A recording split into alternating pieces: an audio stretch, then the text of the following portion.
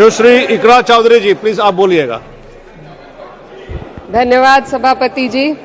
मैं सबसे पहले दाद देना चाहती हूँ इस बिल के टाइमिंग की कि अभी ईद की रौनक बुझी भी नहीं थी और हमारी जड़ों पर एक नया फरमान लाया गया। पहले उत्तर प्रदेश में मुसलमानों को नमाज पढ़ने पर रोक लगाई और फिर सौगात में ये बिल लाया गया। निसार में तेरी गलियों पे है वतन, जहाँ चली है रिवाजो गैर कि कोई ना सर उठाकर चल सके। मैं सभापति जी आपको ये बताना चाहती हूँ कि ईद के मौके पर एक विधवा महिला अपनी लड़की के साथ मेरे पास आई और उसने बताया कि वह एक वक्फ की प्रॉपर्टी में रहती है, वही उसके सर पर छत का काम भी करती है और उसकी रोजी रोटी भी वहीं से आती है। वो इस बिल को लेकर इतनी फिक्रमंद थी कि कहीं उससे वो उसकी संपत्ति ना छीन ली जाए। वो अकेली एक ऐसी महिला नहीं है, ऐसे लाखों लोग हैं जो वक्फ की गरीब महिलाएं जो वक्फ की संपत्ति से अपना रोजगार चला रहे हैं। और ये जो वक्फ बाय यूजर क्लॉज के हटाने से लाखों वक्फ की जायदाद अपना स्टेटस खो देंगी और लाखों लोग इसी तरीके के लोग सड़कों पर आ जाएंगे। वक्फ क्या है, वक्फ बाय यूजर क्या है? इसका ये मतलब है कि कोई जायदाद अगर सालों से दीन और भलाई के कामों के लिए इस्तेमाल हो रही हो तो वो खुद ब खुद वक्फ मानी जाएगी। हिंदुस्तान की अदालतों ने भी इस बात को तस्लीम किया है। वक्फ बाय यूजर सिर्फ वक्फ बोर्ड को ही मिली कोई खास सौगात नहीं है, ये बल्कि सभी अन्य धार्मिक ट्रस्टों को परंपरा और यूज के आधार पर बिना किसी डॉक्यूमेंटेशन के धार्मिक चरित्र को डिक्लेयर करने का राइट मिला हुआ है। भारत के संविधान के आर्टिकल 13 क्लॉज 3 में कस्टम और यूसेज को कानूनी वैधानिकता प्रदान करता है। इसी आर्टिकल से वक्फ बाय यूजर भी निकला गया है। इस बिल के कानून बनने पर वक्फ बोर्ड तो इस प्रोविजन से हाथ धो बैठेगा, लेकिन अन्य धार्मिक ट्रस्टों को यह सुविधा जारी रहेगी। इससे भारतीय संविधान के आर्टिकल 14 और 15 का सीधा उल्लंघन है, जो धर्म और जाति के आधार पर भेदभाव और कानून के सामने सभी की बराबरी पर जोर देता है। मैं इसके साथ ये भी कहना चाहती हूँ कि सत्ता के लोग जो एक दूसरे की पीठ थपथपा रहे हैं कि वक्फ बाय यूजर का जो अमेंडमेंट इन्होंने दिया उसको एक्सेप्ट कर लिया गया है, लेकिन इनकी शरारत यह है कि उसके साथ ही एक ऐसा प्रोवाइजो इसमें शामिल किया गया जिसके आधार पर यह कहा गया है कि अगर कोई भी वक्फ की संपत्ति विवादित हो तो वह अपना वक्फ स्टेटस खो देगी। तो जो अमेंडमेंट इन्होंने दिया है जिसको एक्सेप्ट कर लिया गया है उसका कोई मतलब नहीं है, ये इनकी नीयत है जो साफ जाहिर हो रही है। सोने पर सुहागा एक काम और किया है, सरकार ने वक्फ की कानून के सेक्शन 107 को हटाकर लिमिटेशन एक्ट में 12 साल तक ही किसी के खिलाफ अदालत में जाने का प्रोविजन है।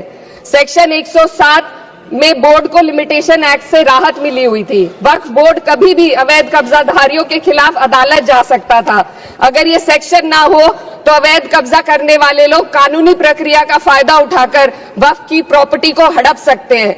अन्य धार्मिक ट्रस्टों पर भी ये लिमिटेशन एक्ट लागू नहीं होती, तो फिर वक्फ बोर्ड के साथ ये सौतेला रवैया क्यों किया जा रहा है? धर्म को देखकर दोहरी नीति क्यों अपनाई जा रही है? सेक्शन 107 और वक्फ बाय यूजर को अगर एक साथ पढ़ा जाए तो इससे लाखों वक्फ की प्रॉपर्टी पर कब्जा किया जाएगा। इसलिए ये बिल मुसलमान की भलाई का नहीं बल्कि उनके वजूद और विरासत को मिटाने का बिल है। हिंदुस्तान में बहुत सारे धार्मिक ट्रस्ट हैं जिसमें उस खास मजहब के लोग शामिल होते हैं और उसका इंतजाम करते हैं, और ये बात समझ में आने वाली भी है क्योंकि जो व्यक्ति अपने मजहब के रीति रिवाज को जितना अच्छे से समझ सकता है किसी अन्य मजहब का व्यक्ति नहीं समझ सकता। आर्टिकल 26 क्लॉज 2 के तहत धार्मिक संप्रदायों को अपने मजहबी इदारों के एडमिनिस्ट्रेशन का हक देता है, लेकिन वक्फ बोर्ड के बारे में इसको उल्टा किया जा रहा है। Sir 2 minute sir please 2 minutes.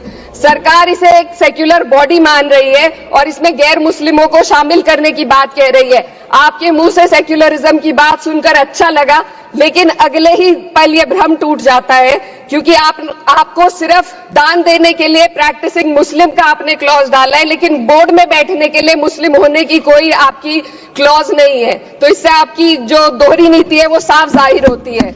ये वही सरकार है जिसने राम जन्मभूमि ट्रस्ट में ये लिख दिया कि जिलाधिकारी भी अगर होगा तो हिंदू होना चाहिए।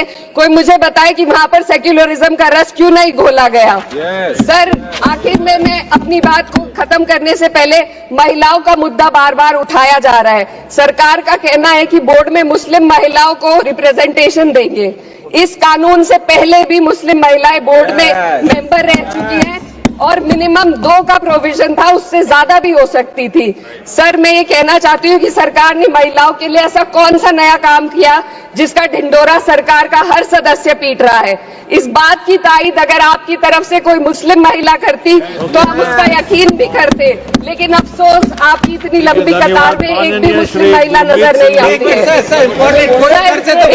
महिला नहीं है, एक महिला। सर, मैं खुद एक मुस्लिम महिला हूँ, मैं सिर्फ एक सर मैं माइनॉरिटी महिला हूँ। इस सदन में हम सिर्फ 2 महिलाएं हैं और उस नाते से मैं ये बात कहना चाहती हूँ कि इस बिल के माध्यम से मुस्लिम महिलाओं को कुछ नहीं मिल रहा है। ये हमें कुछ नहीं देना चाहते, सिर्फ टोकनिज्म हमारे नाम पर बनाकर एक नैरेटिव मीडिया में चलाना चाहते हैं। तो ये बिल मुसलमान की भलाई का नहीं, उनकी पहचान को मिटाने का है।